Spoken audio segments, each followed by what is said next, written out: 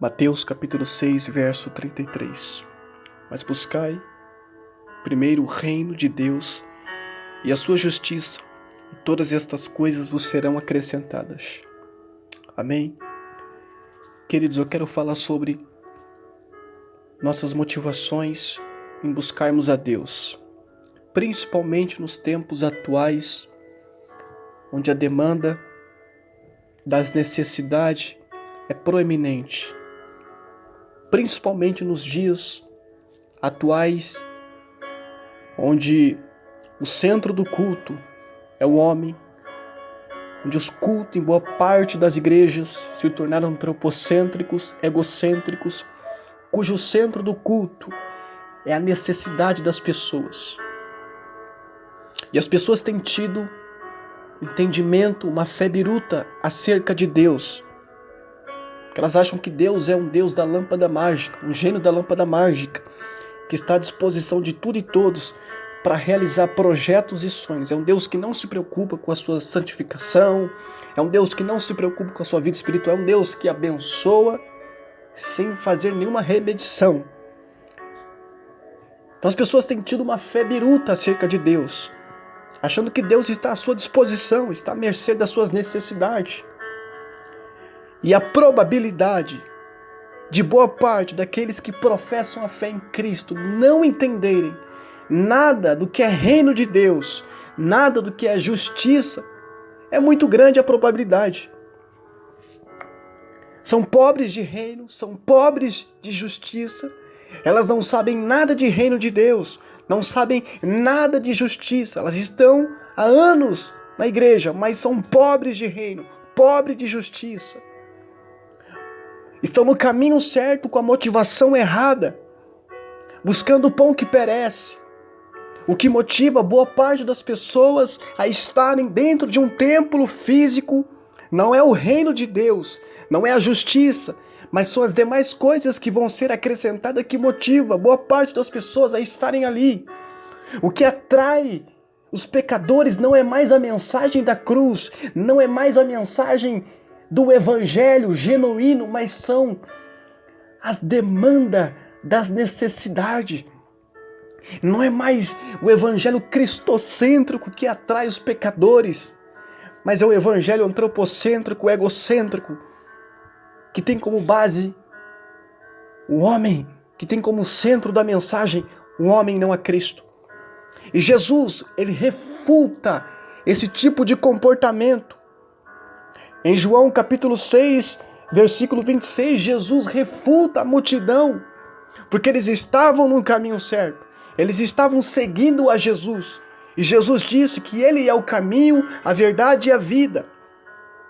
A multidão de João 6, 26, eles estavam no caminho certo, mas as suas motivações estavam erradas.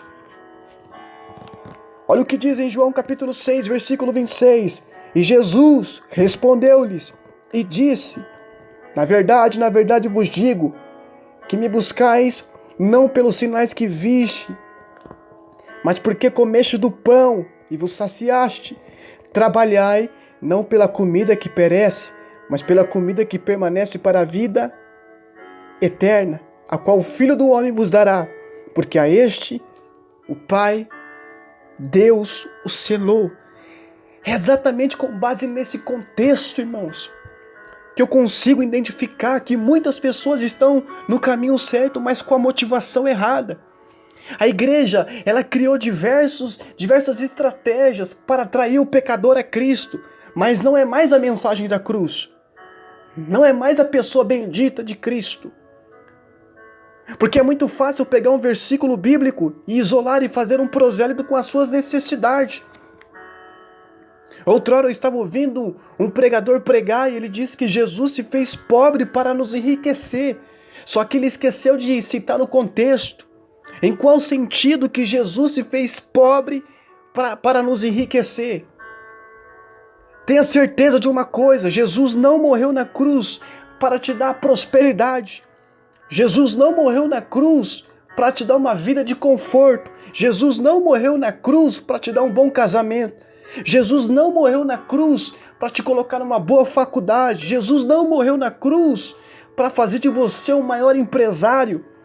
Jesus morreu na cruz para te perdoar e para te dar vida eterna. É exatamente isso que Jesus refuta em João 6,26. Vocês estão me buscando pelo pão que perece, pelo aquilo que é passageiro, mas trabalhai pela comida eterna, pelo pão vivo. Só que a motivação de muitos não são essa. E aí o pregador disse que Jesus se fez pobre para nos enriquecer, para nos dar prosperidade. Onde já se viu ensinar isso, gente? Efésios capítulo 1, versículo 3 diz: Bendito a Deus e Pai de nosso Senhor Jesus Cristo, o qual nos abençoou com todas as bênçãos espirituais nos lugares celestiais em Cristo Jesus. É isso o sentido da fé. Eu não estou dizendo que as bênçãos materiais, elas não são importantes. É lógico que elas são importantes, irmãos. Mas eu preciso entender que a minha motivação de estar no caminho não pode ser essa. Eu não posso estar no caminho com a motivação errada. Porque se eu estiver no caminho com a motivação errada, Deus vai me reprovar. Porque estar no caminho é estar também em Cristo. E estar em Cristo é ser totalmente dependente dele. O que eu vejo é que a igreja criou diversos atalhos diferentes. Irmãos, Jesus disse: eu sou o caminho. Ele é o caminho. Não precisamos de atalhos para chegar no caminho. Não precisamos entreter para chegar no caminho. Jesus disse: eu sou o caminho. Só que o que eu vejo são pessoas criando atalhos diferentes para chegar ao caminho. São pessoas que ainda não entenderam o Evangelho de Cristo. Eu costumo dizer que existem pregadores que pregam mensagens do diabo usando o nome de Jesus, pregando exatamente aquilo que o diabo ministrou para Jesus no deserto. O diabo pregou a concupiscência da carne, a soberba da vida e a ostentação de bens. E é exatamente isso que boa parte dos pregadores tem pregado. A concupiscência da carne, a soberba da vida e a ostentação de bem. Toma a concupiscência da carne, toma a soberba da vida. Deus vai soprar o seu nome vai ser reconhecido. Toma ostentação de bens, toma riqueza, toma prosperidade. Tudo aquilo que o diabo pregou para Jesus, os pregadores estão pregando hoje. Uma mensagem completamente antropocêntrica, egocêntrica, promovendo a concupiscência, promovendo o orgulho, a soberba e também promovendo a ostentação de bens. Agora repare, irmãos, e analise se os cultos não são voltados às necessidades dos homens. É a campanha das portas abertas. Receba a prosperidade. O culto voltado às necessidades das pessoas. Irmãos, o culto não pode girar em torno de nós. O culto é oferecer a Deus e não receber de Deus.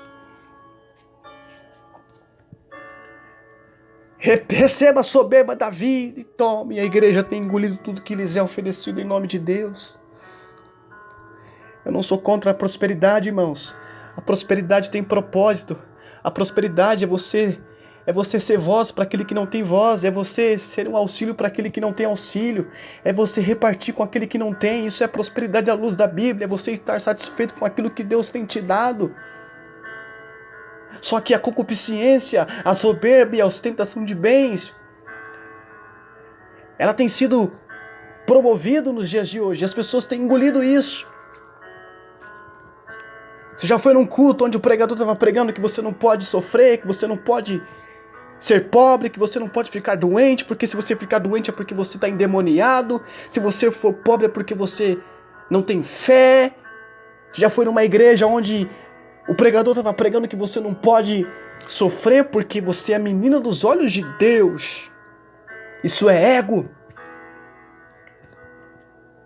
Todos os homens de Deus sofreram nas Escrituras. Isso é um culto voltado a um homem. É um culto cujo centro é o homem, não Cristo.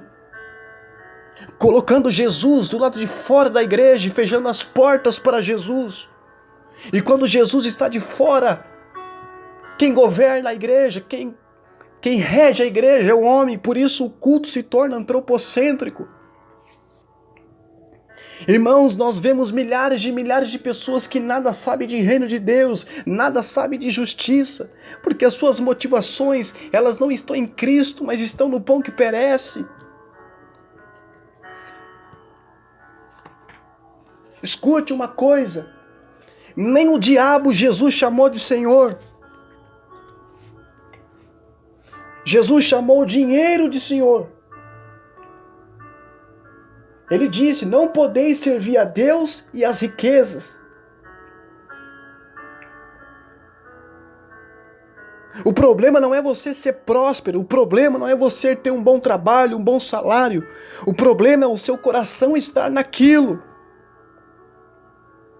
A palavra mamão é uma transliteração de um termo hebraico que significa o que se armazena, ou de um outro termo hebraico que significa no que se confia. Quando Jesus fala que não podemos servir a dois senhores, Deus ou a mamão, a palavra mamão significa isso. No que se confia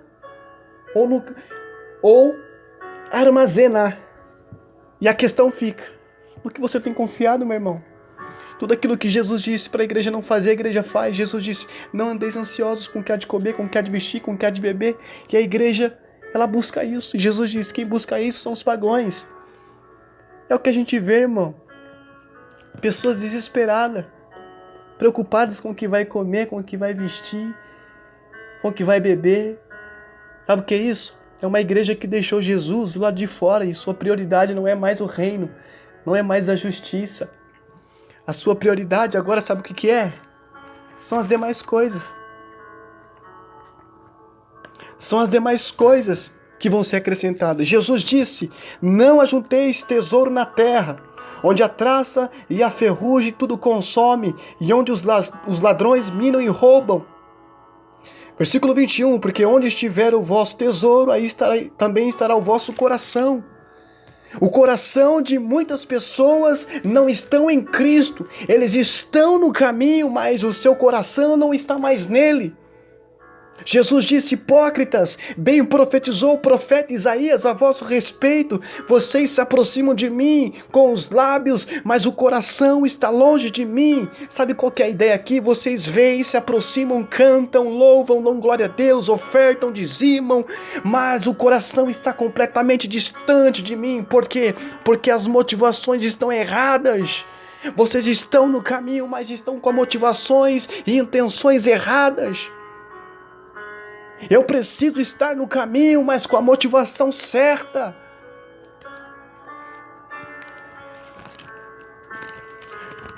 João capítulo 4, versículo 23. Mas a hora vem e agora é, em que os verdadeiros adoradores adorarão o Pai em espírito e em verdade, porque o Pai procura os tais que assim o adorem. É a motivação correta, meu filho. Eu não preciso criar atalhos para se aproximar, para chegar no caminho. Não precisamos criar atalhos, querido, percurso, porque Jesus já disse, eu sou o caminho. Mas a igreja cria atalhos para chegar nesse caminho. Nós precisamos voltar à essência do evangelho, precisamos voltar às raízes do evangelho puro e sadio pregado por Cristo e seus apóstolos, voltar à origem da palavra de Deus. A igreja precisa ser reavivada novamente. É um desafio para nós pregarmos o arrependimento. É um desafio para nós pregarmos o reino de Deus e a justiça. Porque eu vejo um número de pessoas que desconhecem justiça e reino. Por quê? Porque vive à mercê das necessidades materiais.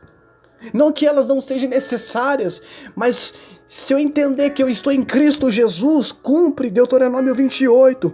E será que se ouvires a voz do Senhor teu Deus, tendo cuidado de guardar todos os seus mandamentos que eu te ordeno hoje, o Senhor teu Deus te exaltará sobre todas as nações da terra, e todas essas bênçãos virão sobre ti e te alcançarão quando ouvires a voz do Senhor teu Deus. Bendito serás tu na cidade, e bendito serás no campo, bendito o fruto do teu ventre, e o fruto da tua terra, e o fruto dos teus animais, e a criação das tuas vacas, e os rebanhos das tuas ovelhas. Bendito o teu cesto e a tua amasadeira. Bendito serás ao entrares e bendito serás no sair. Nós não precisamos criar atalhos para entrar no caminho. Se hoje atentamente guardarmos os mandamentos de Deus, Ele prometeu nos abençoar, nos honrar, Ele prometeu cuidar da gente. O problema é que a igreja cria atalhos. Nós não precisamos de entretenimento, nós não precisamos criar atalhos para entrarmos no caminho, porque Jesus já disse: eu sou o caminho, a verdade e a vida. Jesus disse, não só de pão viverá o homem, mas de toda a palavra que procede da boca de Deus. Jesus, Ele dá um novo significado enquanto aquela multidão buscava pelo pão que perece.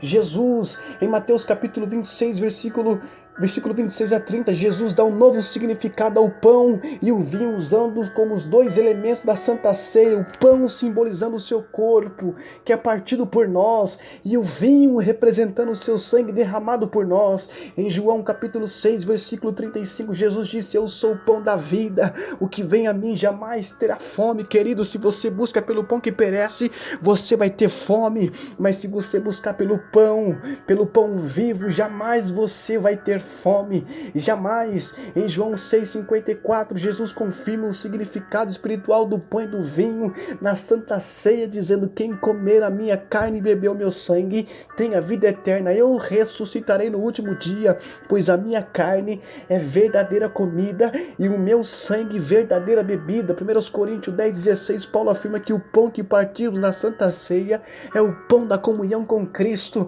Em João capítulo 4, versículo 14, Cristo é o nosso alimento eterno e também a nossa bebida eterna. Jesus Cristo é o alimento que mata a fome espiritual do mundo. Ele é o pão vivo que desceu do céu, o pão da vida, o alimento eterno, o maná escondido de árvore da vida, e quem se alimenta dele jamais terá fome. Essa deve ser a nossa motivação, querido. Buscar pelo pão eterno, buscar pelas coisas espirituais, entender que Deus cuida de nós nos mínimos detalhes. Ele disse: não andeis ansiosos com o que há de comer, com o que há de vestir, com o que há de beber. Nós precisamos ter total confiança nele. O meu coração não pode estar nas coisas terrenas. O meu coração, o meu tesouro precisa estar em Cristo. Ele é o nosso tesouro. Nós precisamos voltar à palavra. O Senhor está nos desafiando a voltar ao Evangelho simples. Eu sonho com uma igreja de Atos 2. Uma igreja totalmente dependente de Cristo. Uma igreja totalmente, irmãos, dependente dos cuidados de Deus. Não, eles não precisavam criar atalhos. Eles entendiam o caminho, eles estavam na motivação certa. Por isso eles não foram reprovados por Cristo, porque eles entenderam que estar em Cristo é estar provido por Ele. Sabe, quando Jesus está dentro da igreja, Ele cuida, Ele rege, Ele governa, Ele estabelece. Como lemos aqui, Ele é o pão vivo, Ele é o maná escondido. Sabe, irmãos, precisamos quebrar os altares de Baal. Baal era o deus da fertilidade. Sabe, eu vejo pessoas cultuando a Deus, quer dizer, achando que está cultuando a Deus, mas na verdade está cultuando a Baal. Porque o seu culto não passa de uma barganha, porque ele cultua, esperando que Deus lhe conceda algo. Ele vai na igreja com o intuito de que Deus vai lhe entregar algo. Pode conversar com qualquer tipo de pessoas que se denominam cristã e você perguntar: o que você vai fazer na igreja? Hoje eu vou buscar o meu milagre. Hoje eu vou buscar a minha bênção. Que bênção, meu irmão. Que milagre. Meu milagre eu já recebi quando me converti, quando Cristo me aceitou como pecador, quando eu estava morto em pecado, como estava preso, amarrado nos meus deleites. Ele me amou, Ele me salvou, me remiu pelo seu sangue. Eu preciso entender isso, querido. As demais coisas Ele vos acrescenta. O que eu preciso é buscar o reino, o que eu preciso é buscar a justiça, entender que as demais coisas, casamento, emprego, roupa, veste, sei lá o que, Ele acrescenta. O meu coração não pode estar movido nisso.